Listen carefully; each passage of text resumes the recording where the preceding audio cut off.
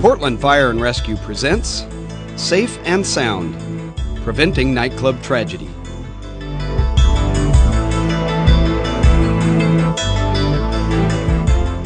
In February of 2003, a fast-moving fire at a Rhode Island nightclub killed 100 people in a matter of minutes.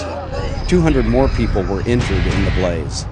It started when a rock band's tour manager lit pyrotechnics and the sparks came in contact with flammable foam behind the stage.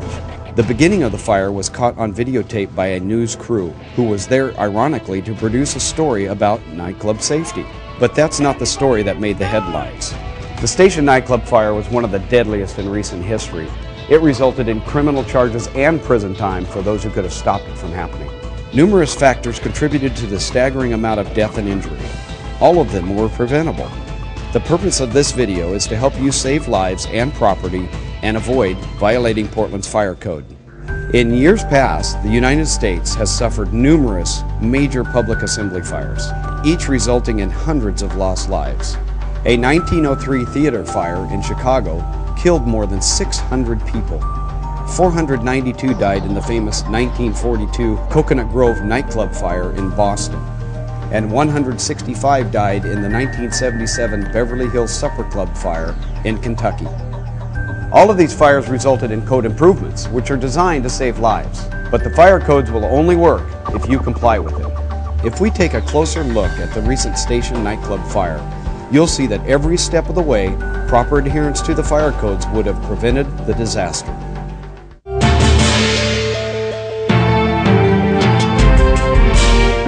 First of all, let's look at the ignition source.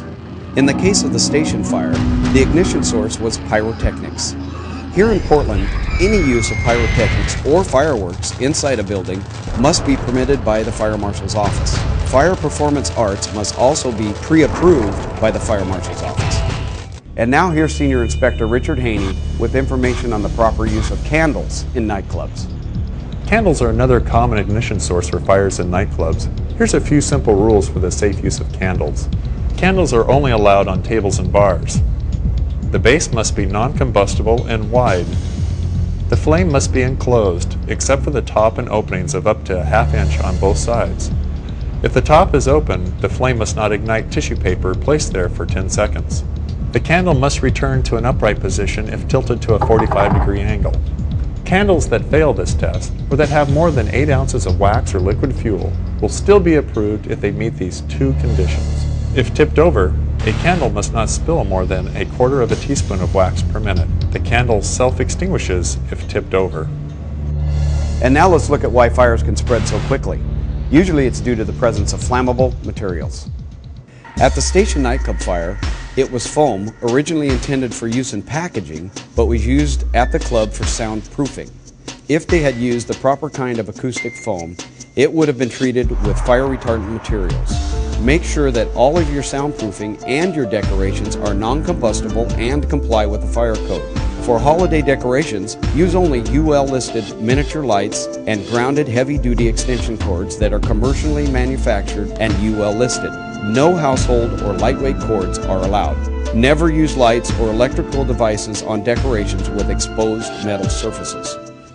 Blocked exits are a killer. At the Station fire, security guards at the emergency exit turned away people who were not affiliated with the band, which led to a stampede for the front entrance. In your facility, make sure that all of your aisles and paths of egress are kept free and clear of all obstructions. All exits should be clearly marked, illuminated, and unlocked during business hours. Overcrowding was an issue at the Station nightclub fire, and it happens all the time here in Portland. Overcrowding is very dangerous, and you need to avoid it at all times. Make sure that you and all of your employees are aware of and enforce the posted maximum occupancy load. If you don't know the maximum capacity for your establishment, call us and we'll help you with the research. Finally, consider putting sprinklers in your establishment. An investigation of the Station nightclub fire revealed that if it had been sprinklered, everyone would have had time to get out safely.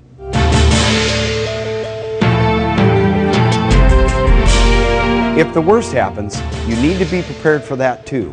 A good evacuation plan is your best defense against fire. Train your staff to help.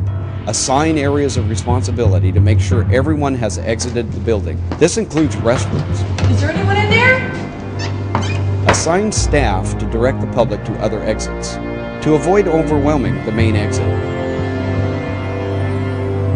If you have dead-end corridors, post someone there to direct people to the proper exits. Stop. Go back this way. This is not an exit. Also, assign someone to meet the arriving fire crews, to let them know if everybody got out.